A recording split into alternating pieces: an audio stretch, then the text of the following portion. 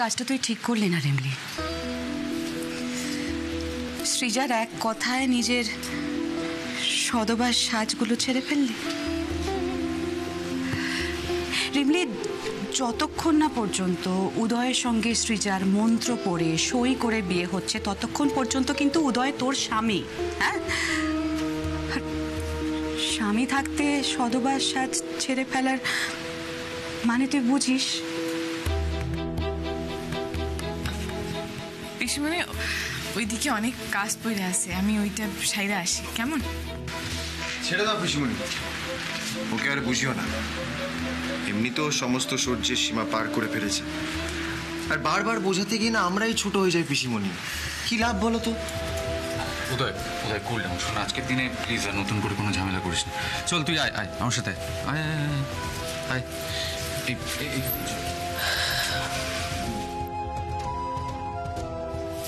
এসো এসো এসো এসো, তোমাদের সকলের সঙ্গে সৃজার শ্বশুরবাড়ির লোকেদের আলাপ করিয়ে দিই। আমার জামাই উদয় মুখার্জি, আর ইনি হলেন সৃজার শাশুড়ি মা তানিশা মুখার্জি। নমস্কার। আর উনি হলেন আমার জামাইয়ের কাকিমা। বলছিলাম কি দিদি, বিয়েটা আগে হতে দিন না, তারপর এই বাড়িকে সৃজার শ্বশুর বাড়ি বলে পরিচয় দেবেন। এখানে আমাদের সাথে আপনাদের কার কি সম্পর্ক সেটা বলবেন। লোপা, এসব কি কি বলছো তুমি?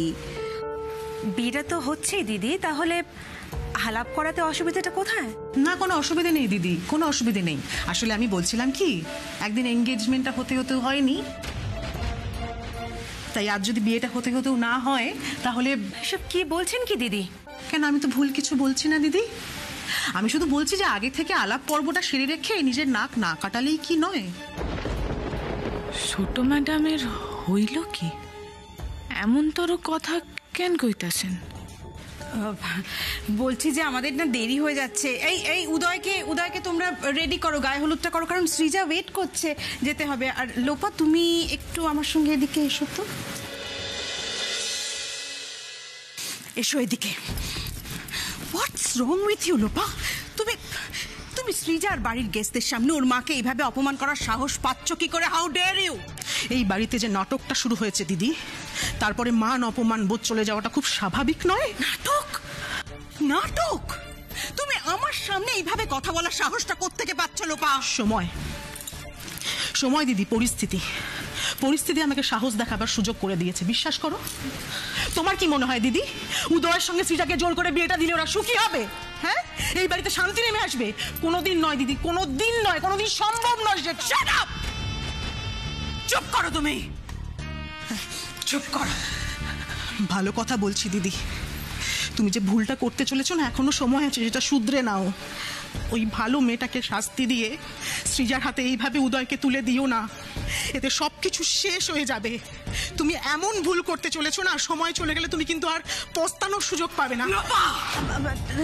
লোপা, আমার সঙ্গে এসো, এসো এদিকে এসো, এদিকে এসো, এসো এসো এসো।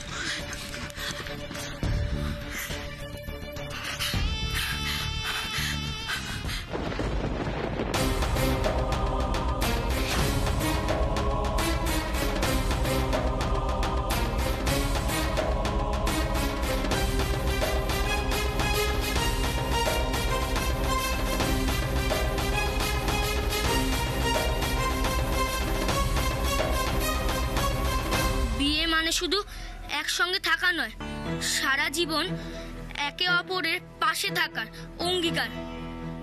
এই অঙ্গীকারে আবদ্ধ হতে চলেছে উদয় মুখার্জি ও সৃজা গুহ। দুজনের জীবনের ভালোবাসা সূর্যোদয় হোক।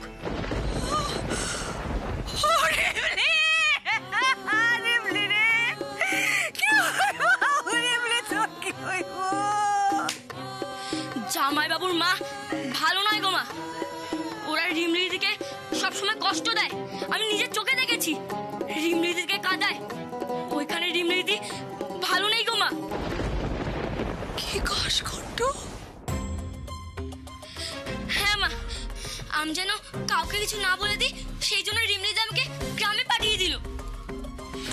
সত্যি কথা শুনলি তো মাধাই, রিমলিদের কি হইল? হ্যাঁ, ওই শয়তান উদয় মুখার্জি কি কাণ্ডটাই না করলো।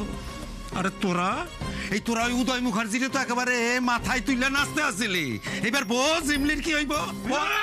এই রে কি মাথা কাইটা পালাই দেবো। উদয় মুখার্জি, আরে মুখার্জি বাড়ি ছেড়ে বলে ও কি ভাবছে আমাকে মায়ের লাগে যা খুশি তাই কইরা যাবে, আর আমার হাত পা গুটে পয়সা থাকবো না কিছু তাই না। আরে ওই এইটা দিয়ে তুই কি করবি? আরে মাথাটা ঠান্ডা কর। দেখ তুই যদি এই অবস্থায় বাড়ির সামনে যাইস না, তা দারোয়ান না তোর ওই গার ধাক্কা দিয়ে বাইর করে দেবে, বুঝছিস? যা হয় হোক, আমি ওই শয়তানটারে ছাড়বো না, আমি শাস্তি দিবই। বিশ্বাসঘাতক আমার মায়েরটারে কষ্ট দিতেছে, এত বড় সাহস ওর।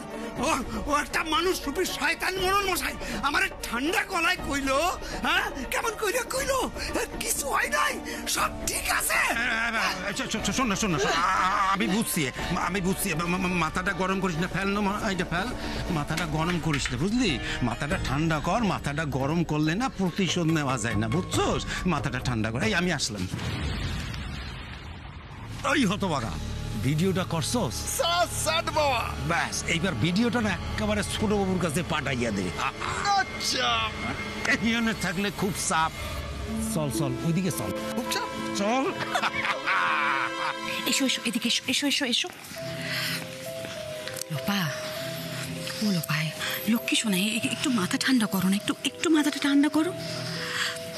দেখো লোপা, তুমি বাড়ি ভর্তি লোকের সামনে যেভাবে বৌদির সঙ্গে ঝগড়া করছো, এটা ঠিক না।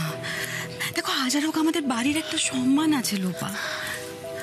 দেখো না তুমি, দেখো আমাদের মনে যাই থাক না কেন, সেটা তো বাইরের লোকের সামনে এক্সপ্রেস করাটা ঠিক না, তাই না? হ্যাঁ, কিন্তু আমি তো ভুল কিছু বলিনি। আরে বাবা আস্তে, আমি জানি তুমি ভুল কিচ্ছু বলনি, তুমি যা বলেছো সব ঠিক বলেছো লোপা। কিন্তু লোপা, যদি গেস্টদের সামনে এভাবে বৌদিকে অপমানজনক কথা বলা হয়, সেটা তো আমাদের পরিবারের সম্মানটাকে হ্যাম্পার করছে। তুমি বাড়ির বউ হিসেবে এইটুকু বুঝবে না লোপা, প্লিজ।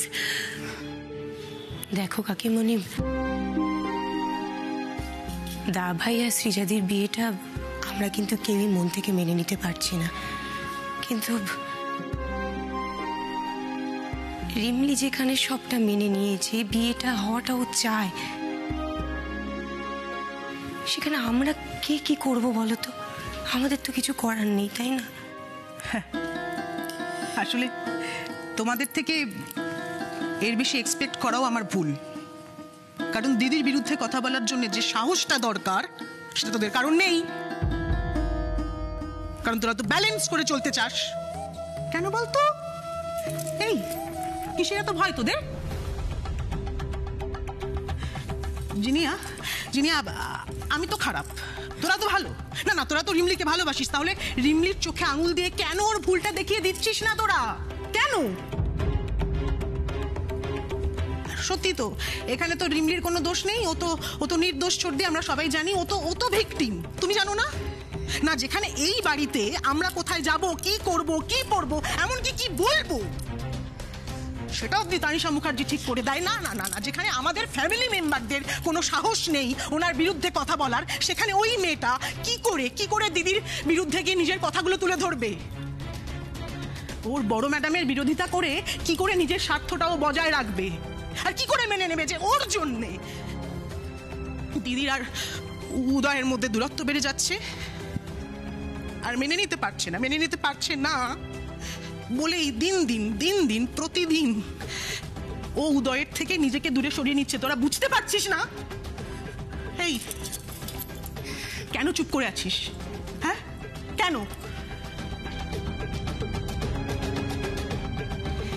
আর আমি তো এটা হতে দেব না। তোরা চুপ করে থাকলেও আমি এটা হতে দেব না। এই বিয়েটা আমি কিছুতেই হতে দেব না। আর তোরা কেউ আমাকে আটকাতে পারবি না।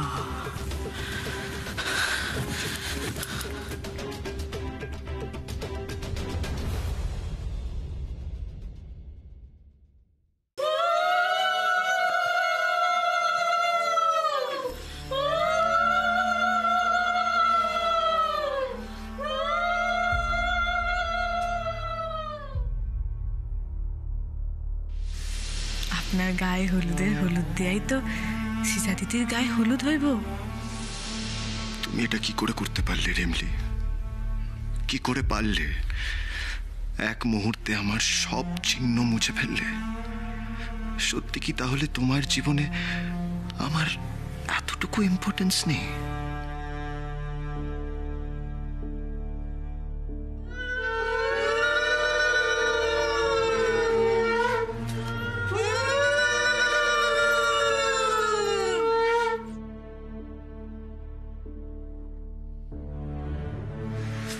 দাঁড়াও,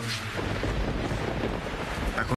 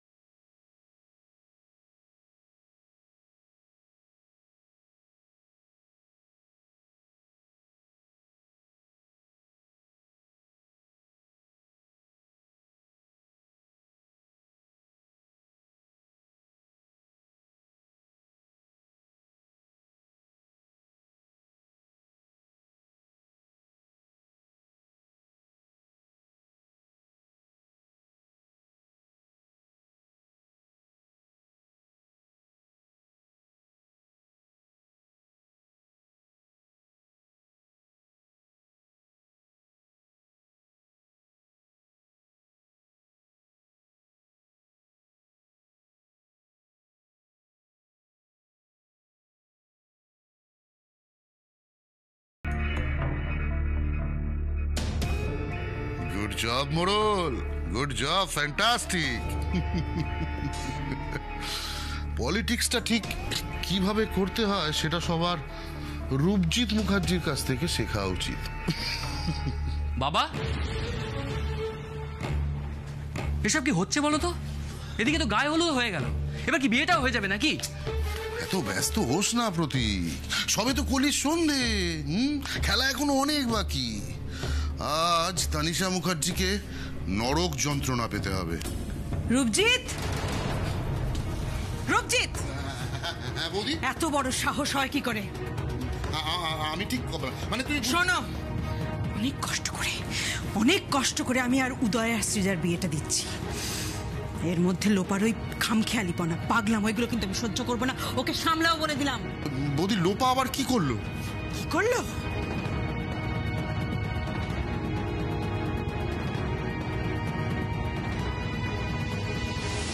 আসলে আমি বলছিলাম কি, একদিন এঙ্গেজমেন্টটা হতে হতেও হয়নি, তাই আজ যদি বিয়েটা হতে হতেও না হয় তাহলে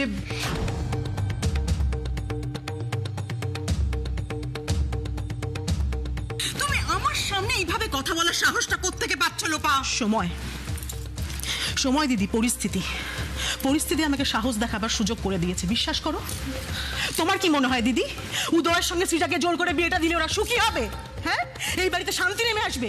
কোনোদিন নয় দিদি, কোনোদিন নয়, কোনোদিন সম্ভব নয় সেটা। চুপ করো তুমি, চুপ করো। ভালো কথা বলছি দিদি, তুমি যে ভুলটা করতে চলেছো না, এখনো সময় আছে, যেটা শুধরে নাও।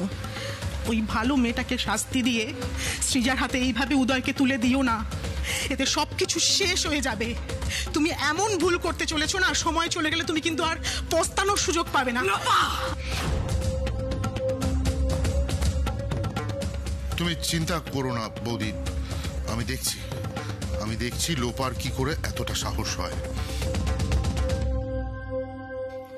আপাতত আমি ওর হয়ে তোমার কাছে ক্ষমা চাইছি। প্লিজ বৌদি, ক্ষমা করে দাও।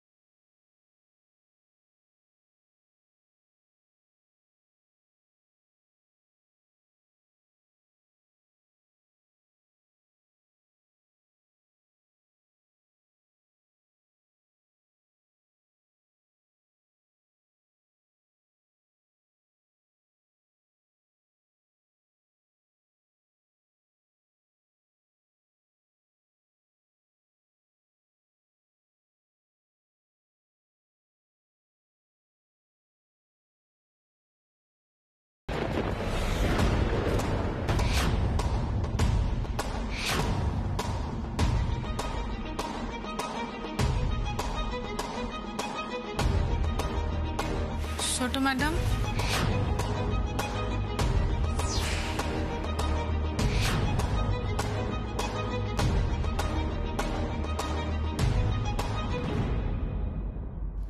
বৌদি তুমি একদম টেনশন করো না, আমি তোমায় কথা দিচ্ছি, আমি যতক্ষণ আছি এই বিয়েতে আমি কাউকে গন্ডগোল পাকাতে দেবো না। আর আমি এক্ষুনি গিয়ে লোপাকে ডেকে নিয়ে আসছি, ও তোমার পা ধরে ক্ষমা চাইবে।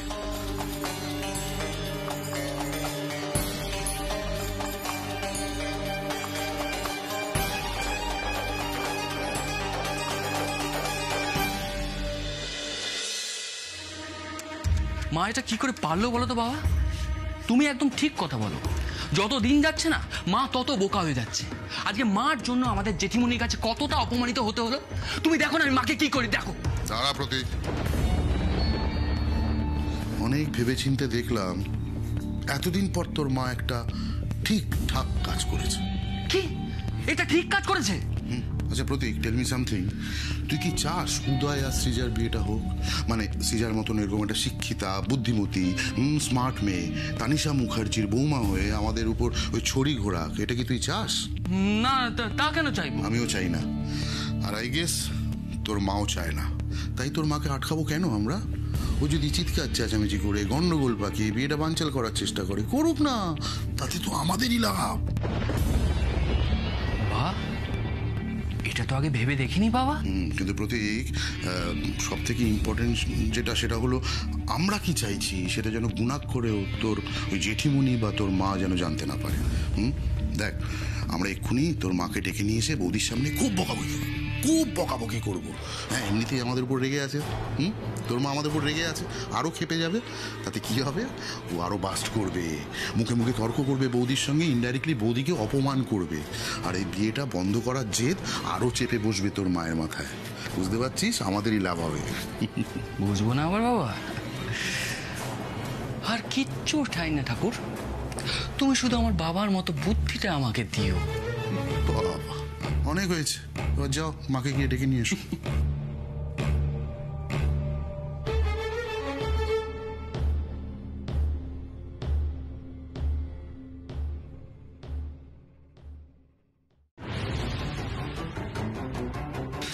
কি হয়েছে ছোট ম্যাডাম? কোনো কাজ আছে আমার করতে হইব? তাইলে কন, আমি করে দিতেছি।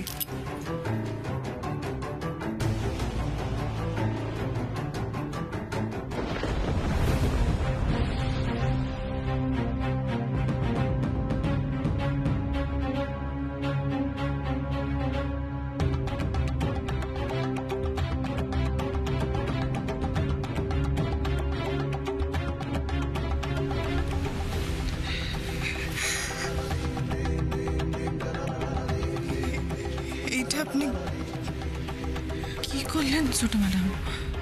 যা করা উচিত সেটাই করলাম। কারণ উদয়ের গায়ে হলুদের এই হলুদে শুধু তোর অধিকার আছে রিমলি, আর কারণ নয়।